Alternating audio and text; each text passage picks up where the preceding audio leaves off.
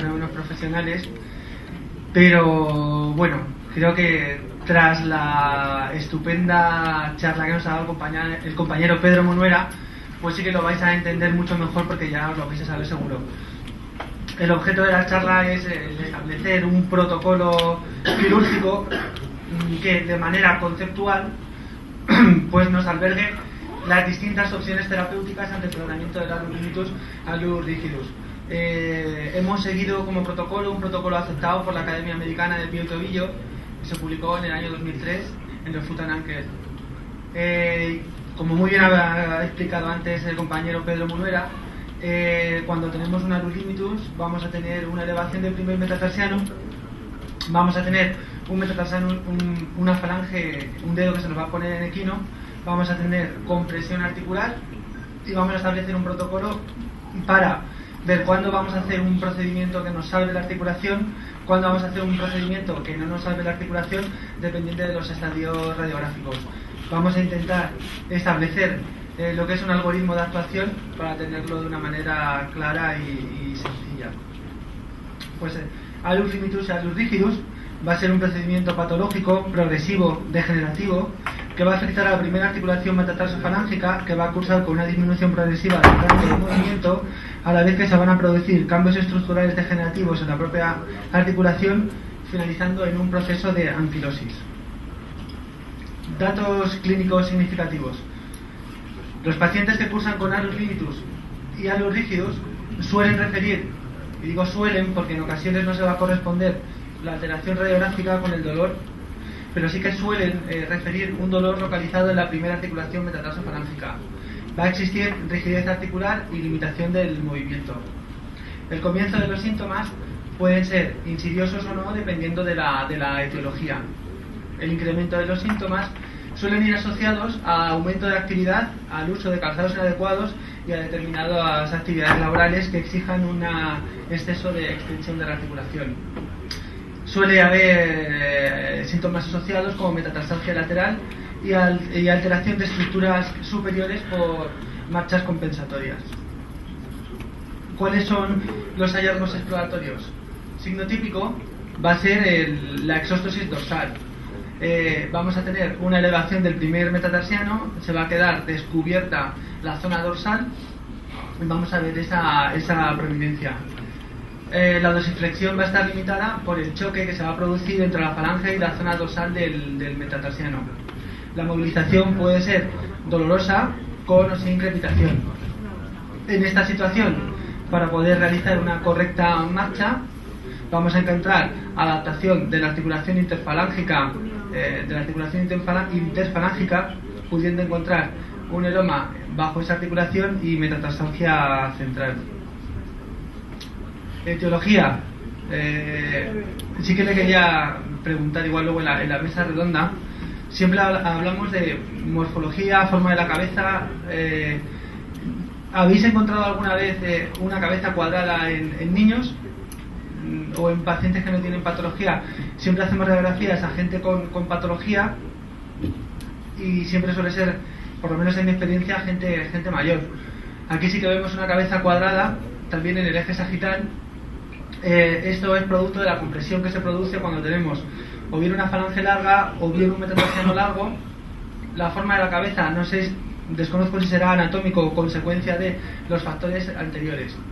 Otra etiología, coalición congénita entre primer metatarsiano y primera cuña, o entre el navicular y el calcáneo. Etiología biomecánica, mejor no lo ha explicado antes el compañero. Etiología traumática, podemos tener lesión nostrocondral sobre la primera, una fractura intraarticular, disfunción de los sesamoideos, una mala unión del primer metatarsiano tras un traumatismo o microtraumatismos repetidos. Enfermedades degenerativas sobre la primera articulación como artritis o gota.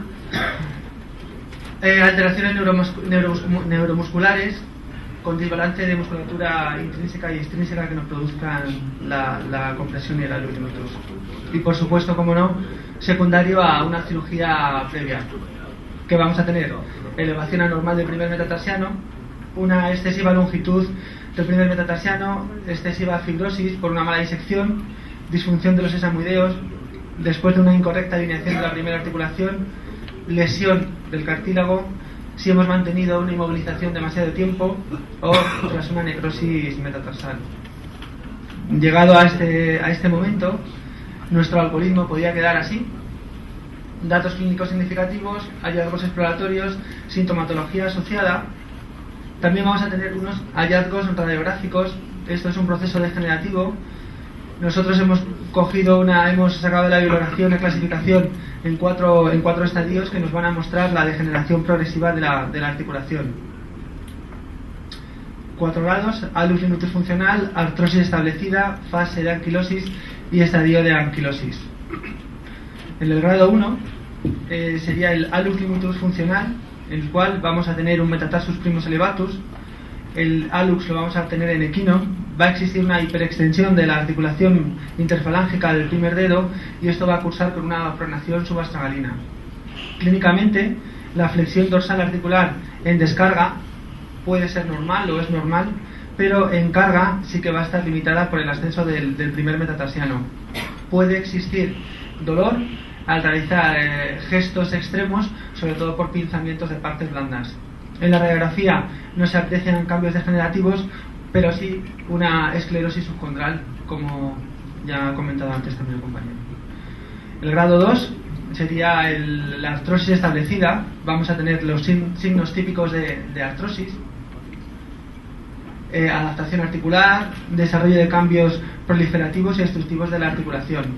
Clínicamente, el dolor lo vamos a presentar al final del rango del movimiento, y en la radiografía vamos a observar aplanamiento de la cabeza, pequeñas exostosis dorsales con bordes periarticulares aumentados.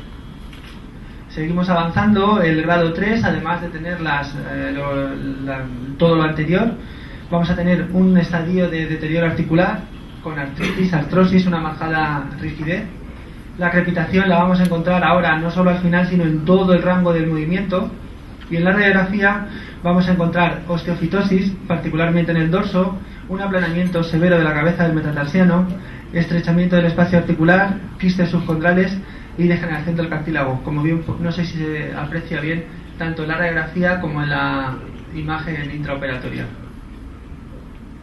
El estadio 4 sería estadio de anquilosis. Ya no hay espacio, no hay articulación, prácticamente está fusionada. La movilidad de la articulación puede ser 0 o 10 grados, y en la radiografía vemos, además de todo lo anterior, del estadio 2-3, osteofitosis exuberante, incluso materia ósea suelta dentro del espacio articular o en la cápsula. Así quedaría nuestro algoritmo.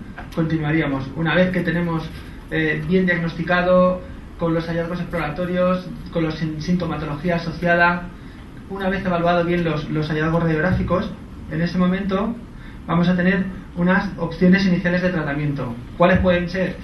Pues antiinflamatorios no esteroideos, infiltración de corticoides intraarticulares o de ácido hialurónico, tratamiento ortopodológico, plantillas ortopédicas que en estadios iniciales van a ir a aumentar la funcionalidad del primer dedo o a bloquear el movimiento en la fase final, o en estadios más avanzados en el bloqueo de todo el movimiento de la articulación para evitar el dolor, modificaciones del calzado más anchos y con un balancín anterior para favorecer el despegue. O puede ocurrir que inicialmente nuestra opción sea de tratamiento quirúrgico, o bien que nuestro paciente directamente no quiera someterse a tratamiento conservador y quiera operarse. En ese momento le mandaríamos a cirugía. Una vez establecido el tratamiento conservador, vamos a realizar una evaluación después de un tiempo prudente, 8 o 10 semanas, que es lo que nos puede ocurrir. Nos puede ocurrir que el paciente mejore, con lo que continuamos con el tratamiento.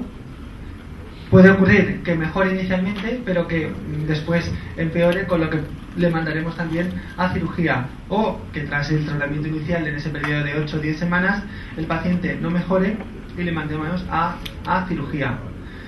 La cirugía de hallux limitus vamos a clasificarla en dos bloques generales. Uno, la que va a preservar la articulación, y la que no va a preservar la articulación. Grado 1, grado 2, grado 3, vamos a hacer una cirugía conservadora de la articulación.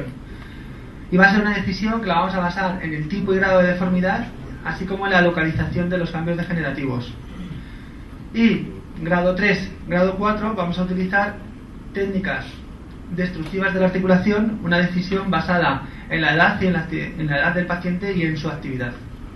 Para lo cual hemos creado este esquema en la que vamos a incluir pues todas las diferentes características que podemos encontrar en un alus limitus. Podemos encontrar una osteofitosis periarticular, un metatarsus primus elevatus, podemos encontrar disminución del espacio articular, vamos a encontrar el alux, lo podemos encontrar en equino, y podemos tener alteraciones del cartílago destructivas parciales, medianamente parciales o muy extensas.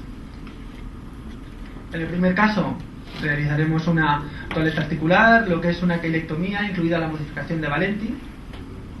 Si tenemos un metatarsus primus elevatus, dependiendo el grado de elevatus y dónde lo tengamos bien, podemos hacer o una osteotomía con desplazamiento plantar en distal, una osteotomía plantar flexora en proximal o una artrodesis con el metatarsal.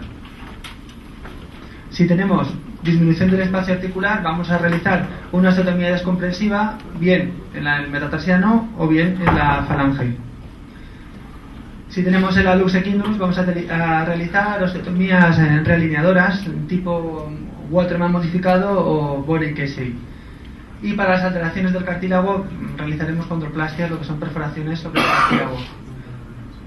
Esta sería la imagen típica de un alus limitus tipo 2, en la que encontramos una proliferación dorsal, lateral, lo que es del cartílago, una zona de osteocondritis y lo que es una extensión dorsal prominente.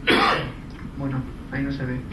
En este caso realizaremos una queilectomía para permitir que la falange pueda subir. La queilectomía creo que la vamos a realizar casi siempre y siempre va a ir añadido a otro procedimiento. En este caso tenemos un alus limitus, tenemos compresión articular, tenemos el primer metatarsiano ligeramente elevado con la osteofitosis, con lo que realizaremos una queilectomía, realizaremos una osteotomía en este sentido tipo Weil, acortadora y plantar flexora. Esa osteotomía es poco estable, se puede fijar con un tornillo o dos y requiere de un periodo de descarga. ¿Qué más se ve? Qué pena. Si el metatarsus primus elevatus es más acusado y con un procedimiento distal no vamos a tener la corrección suficiente para poder hacer que esa cabeza metatarsal toque el suelo, tendremos que irnos a hacer un procedimiento más proximal, bien una cuña plantar flexora o bien una zeta sagital, como el compañero Venegas comentaba anteriormente.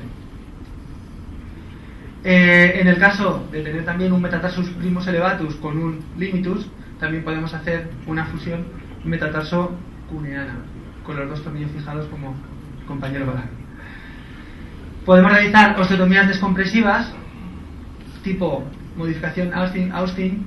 Vamos a quitar un fragmento dorsal para conseguir el acortamiento, plantas flexionar con la eliminación de los espículas dorsales y los osteofitos periarticulares, o realizar una osteotomía Green-Waterman, que es una osteotomía similar a la anterior, lo único que el brazo plantar es mucho más plantar, con lo que vamos a conseguir una plantarflexión mejor. Otras osteotomías descompresivas las podemos realizar bien en la falange tipo Aiken cilíndrico, una W, también enclavijamiento tipo Regnault, o una Z sagital. Aquí está realizada una queilectomía con un enclavijamiento tipo Regnault. Aquí tenemos una falange demasiado larga y se han utilizado dos osteotomías, una osteotomía tipo Austin, una osteotomía distal descompresora, además de una Z sagital que nos va a producir el acortamiento. Aquí veis un equín cilíndrico que también nos va a producir el acortamiento. Sí que matizar que cuando nosotros realizamos una descompresión en la zona de la falange, única y exclusivamente vamos a actuar sobre la musculatura extrínseca, mientras que si realizamos una osteotomía descompresora en la zona metatarsal va a ser mucho más efectiva porque va a descomprimir lo que es la musculatura intrínseca, y a la hora de realizar el despegue digital va a ser mucho más efectivo la descompresión en el metatarsiano que en la falange, aunque en muchas ocasiones lo podemos combinar. Qué pena que se ve así, en mi ordenador no se ve así, de verdad. Para conseguir alinear el hallux equinus, una osteotomía falángica con base dorsal, el Casey Boney, o una osteotomía de Waterman modificada, que sería una especie de reverdín, pero en la zona dorsal. No se ve muy bien, ¿no? Se ve medianamente. Bueno, cuando tenemos el cartílago mal, es decir, hemos expuesto la cabeza del metatarsiano y tenemos un cartílago muy deteriorado, vamos a realizar esas perforaciones, no solo del cartílago, sino del hueso subcondral, para provocar un sangrado de la zona para la posterior formación de un fibrocartílago sustitutivo para que sea más efectiva la articulación.